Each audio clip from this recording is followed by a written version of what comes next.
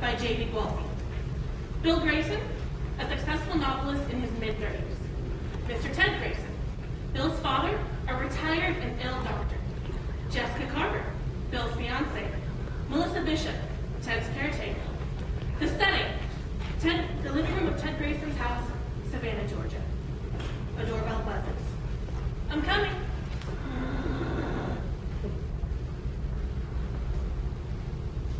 Melissa opens the door.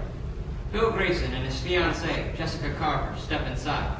Bill, Jessica, it's so wonderful to see you both. It's so good to see you too. Yes, it's been a while. Bill, I just have to tell you that I absolutely love your new book. There's so much action and intrigue. It's my second favorite, right next to The Devil at Dusk. Agent Minder's romance with Kelly Sebastian is sizzling. Oh, and the part with the rocket launchers and the helicopter is just phenomenal. Phenomenal. I'm so glad you liked the book. How long before the next one? I just can't wait. Good luck with that. He won't even tell me how long before the next book is coming along. Sad to say, it might be a while since I have to help these Hollywood bozos write the screenplay for Emeralds Earned in Blood. Oh, yes, I forgot. That's why you're stopping through, isn't it? Yes, one of the producers is supposed to meet me at Garibaldi's Cafe so we can talk about who will play Agent Binder. Tom Cruise! Tom Cruise! I tried to suggest Mark Ruffalo, but apparently... The whole matter is out of my hands, really. I'm just the writer. This meeting is merely a formality, an excuse for the producer to spend a weekend in Savannah at the finest hotels and dine at the most expensive restaurants. All on Miramax's budget, of course. And if that means that Jessica and I get a free lunch at Garibaldi's and a night or two at the Bohemian Hotel, then I'm more than willing to play his game. Savannah is such a pretty town in the fall, after all. Yes, only outdone by Asheville. Yes, nothing beats Asheville.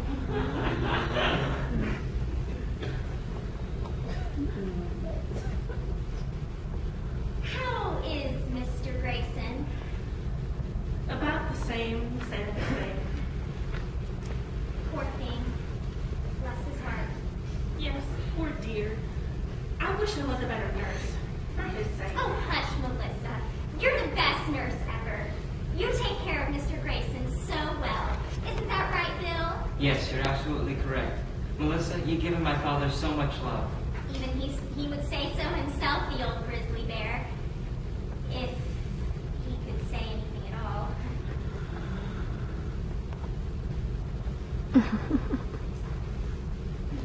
Say, Melissa, why don't you and I go for a walk in the garden? I always love looking at the Cherokee roses this time of year. We can give Bill and his father some time alone. Oh, you don't have to. That's a great idea. Come on, I'll show you around. Be back in a few minutes, honey. I know we're in a hurry. But...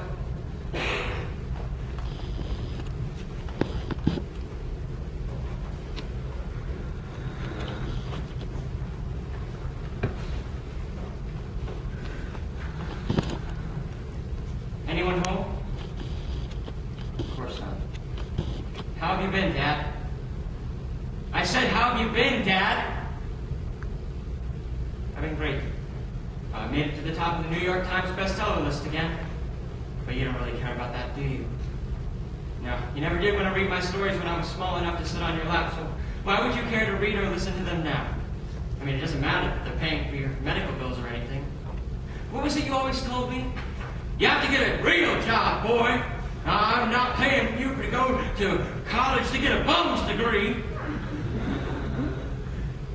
Not a big deal. I did have to work my way through college in order to get a scholarship that paid 3/4 of my tuition, and the only money you ever gave to me was in Christmas and birthday cards. But no big deal. You know, I never did ask you what wasn't a bum's degree, though.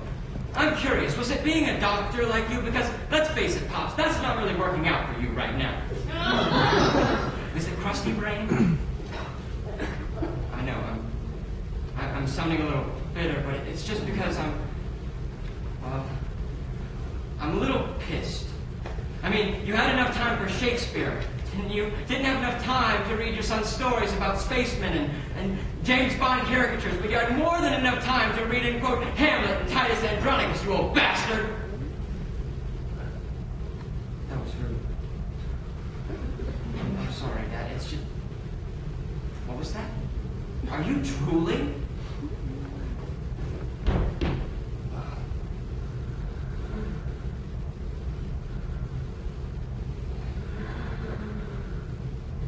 Now, where were we? Yes, Shakespeare, yes. How many goddamn times did you recite Prospero's speech, How many times did you get liquored up and tell your little boy, a man loves to meet in his youth that he cannot endure in his age? After your wife left you and him for good because you just couldn't stop hitting her. So you hit him instead, right? You hit me with fists, with books, with belts, with chairs. Wasn't it this chair, actually? Yes, it was. Gave me a scar right above my eyebrow. Take a look, vegetable! I've heard it makes the sicker men feel more powerful to beat up women. What about children, Dad? I'm curious. Did that make you feel like an ubermensch or something? Hitting a poor defenseless child with a belt?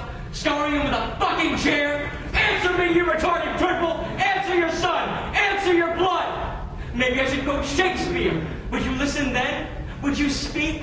Would you talk to your son then?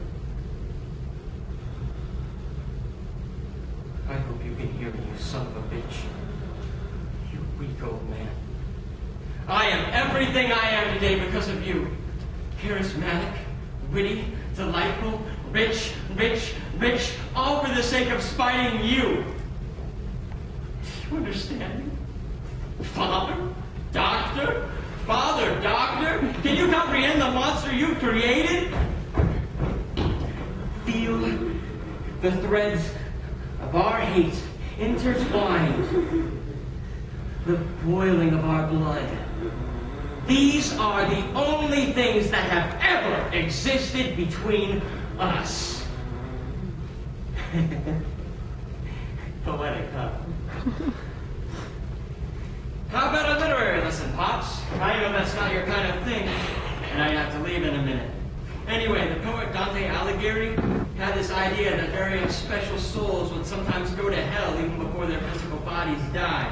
They'd go to the ninth circle and linger there while their bodies, basically containers void of any spiritual substance, remain on earth. Now, I don't really believe in heaven or hell, but then I think of that idea of Dante's, and then I think of you and... How do you keep them so well lovely and full of colors like that? Those roses were so lush. A gardener. I guess that would do the trick. Bill, honey, are you almost ready? I hope he didn't keep you waiting. Oh, of course not. We're not in too much rush, though we should probably leave soon. We can go ahead. How sad. Both of you just got here. It's so good to see you, always, even if it's only for a little bit. You'll both be back soon, right? It always feels like it's so long between visits. We'll be back sooner this time. I'll make sure of it. Yes.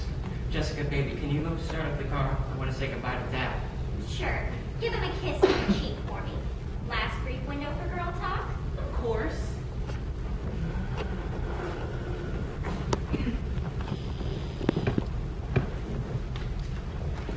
Well, Father, playtime is over. It looks like it's time for us, the prodigy, to depart ways again. But no worries. I've enjoyed our visit. I'm sure we'll do it again sometime for old sake. For hate's sake. Farewell, old man. You have broken me.